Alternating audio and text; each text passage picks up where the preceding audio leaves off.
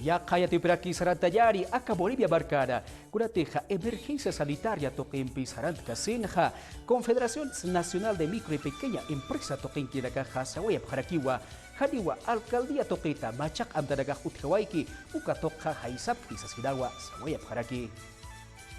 De que el volver a una cuarentena rígida. Cuarentena rígida, amtawiru kutañaja janiwa wakiskirikiti, kunateja, nanakaja kaya pawaranka tunkaya tunkane, maratua hanwalt ayataja hekata sipharakta, kunateja ukamaranwa, kunaimani onachtasi winakaja utjawayarakina.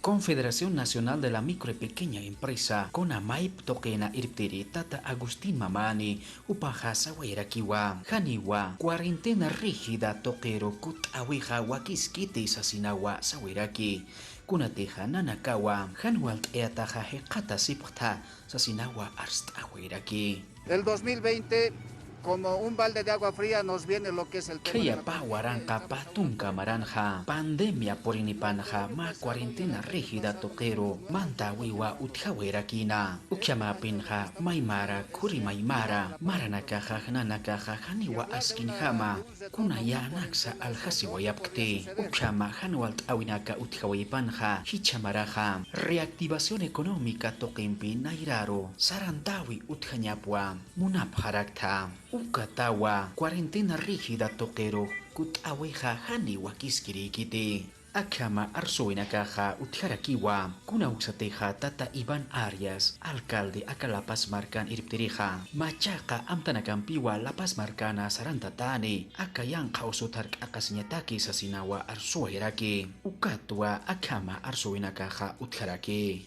Lo que nosotros solicitamos al gobierno central, Nanakaja, gobierno central, Uchamaraki, gobierno departamental, Ukatja, gobiernos municipales, Tokenki Nakarua, Aski Yatichawi, Aka COVID-19 Usuta, Harkakasinyataki, Marka Chinakaru, Yatichawi Utkenyapja, Maip Harakta.